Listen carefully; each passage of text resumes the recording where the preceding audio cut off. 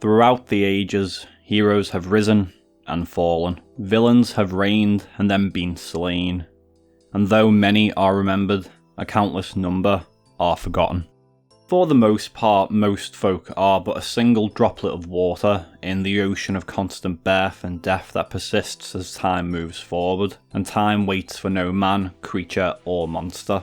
The wheel of time turns and the world moves on, day by day, year by year, age by age. In alternate timelines, we may be the Wild Guardian and defeat the very gods themselves. But within the Gielinor that we know and understand, however little we do actually understand of it, we are, for all intents and purposes, just mortal. A mortal who strives to do their best every single day. Even if runecrafting is a never-ending grind, we persist and move on. From skill to skill, quest to quest, 1000 dry KC to 50 million farming XP with no pet. And by walking through Gielinor, our player character has left their mark on numerous lives.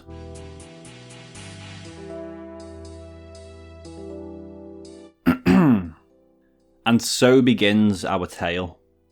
It was in the age of the 5th that a child was born of simple beginning. Even though he started life with little money to his name, and nothing but a dream of adventure, he began his career by what? Where's the rest of the book?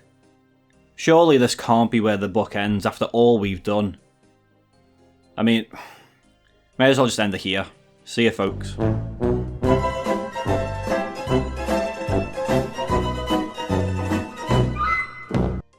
But I guess that is the beauty, isn't it, of MMORPGs, as however linear they can be at times, and quests not giving us much choice in how we resolve them, we still choose who we want to become. What exactly do we know about ourselves? That is a question that has stood the testament of time, with many scholars questioning the true nature of us, the adventurer, and what exactly makes us tick. How strong are we?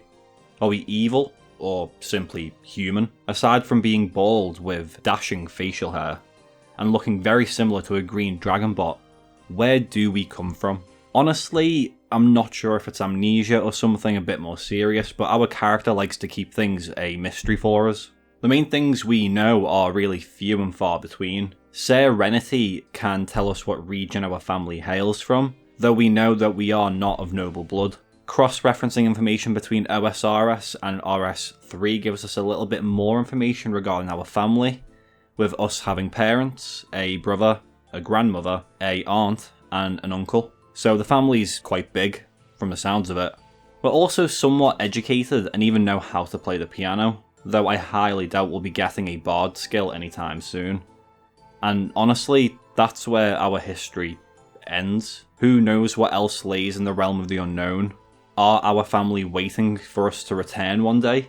Or do we secretly go and visit them when we log out for an extended amount of time? All we do know is that one day, we decided to venture off to Tutorial Island, and that is where our life of adventure truly began.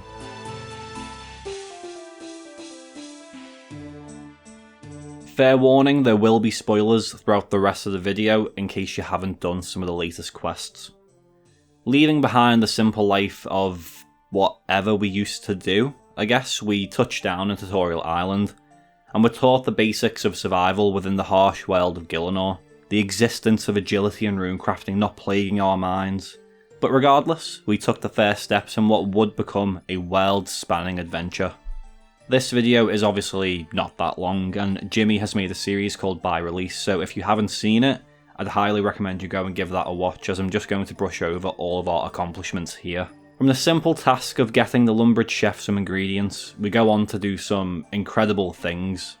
From small tasks like shearing sheep, taking part in fishing contests, helping a child get his ball back, to slaying demons, dragons Part 2, and deities, helping stoke the fire of rebellion within Mauritania, fighting back against a corrupted demigod in the Caridian desert, stopping the Dragonkin from destroying the world by forming an alliance of kingdoms within Gielinor, and even delving into the chambers of a supposedly long-dead tyrant within Kurend, and of course, finding out about a potential penguin invasion.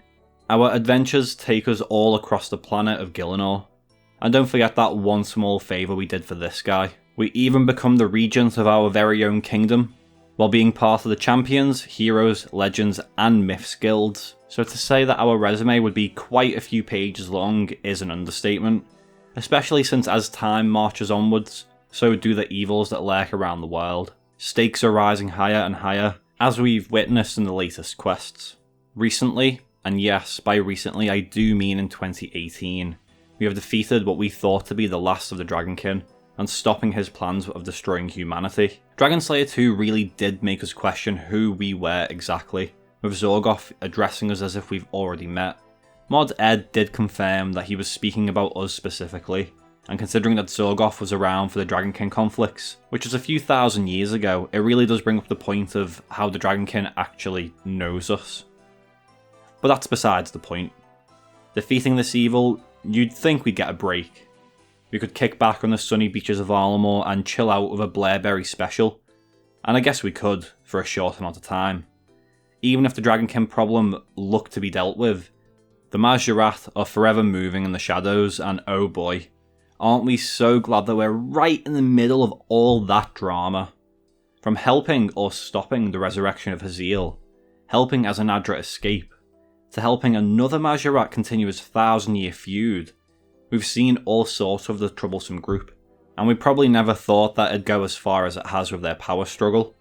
We've got Sliske destroying Elder artifacts to ensure that Zaros can't be contacted, whilst also stealing the Elder Horn and promising that the last ritual of the Majorat is upon us, while Zamoragal attempts another invasion of Varrock.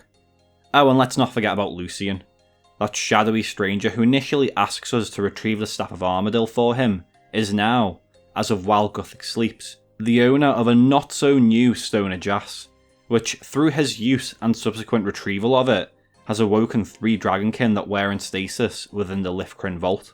We're already aware that a brand new finale of the Majorat questline is being made in the future, but who knows what the Dragonkin will be up to.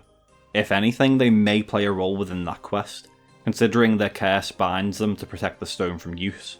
To say our adventurer is on a vacation is a bit of a stretch, but I guess the time between quest releases, our adventurer can truly do what they want, and I mean, for the most part that is just grinding skills or, you know, doing raids.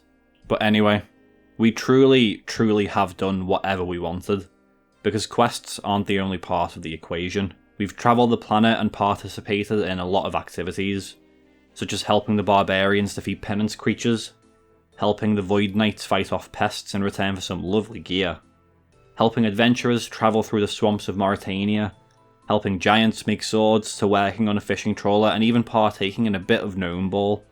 We've travelled everywhere, and we've left our mark wherever we've been.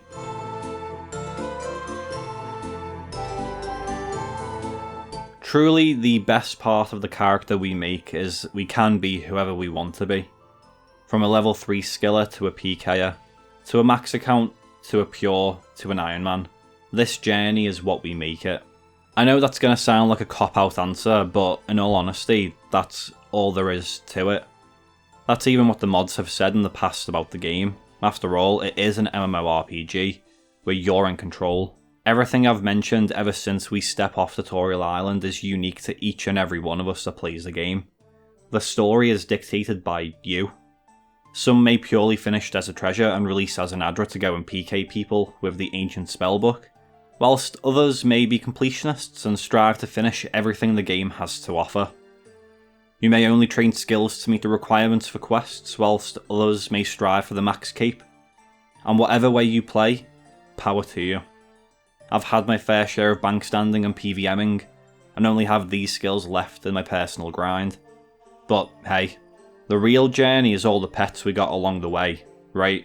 Because we've all got tons of pets from like so much grinding. Yeah. Anyway, I guess one of the factors that isn't unique is that we all hate cabbages. So I'm really sorry, Brassica Prime fans, but that one's on you. This video is a bit different to the other ones, since I only ever speak about us when we get involved in the quests of other folk, but hey, we all have our own destiny to attend to. I hope you enjoyed the video, and honestly, I'll be trying to make some different content as the year progresses. due to a few factors, but there's no point in boring you with those details. The important thing is, we've got some Majorat to take care of, as well as the Twilight Death Cult, so there's plenty of adventuring to be had. But, as always, thanks for watching, and see you next time.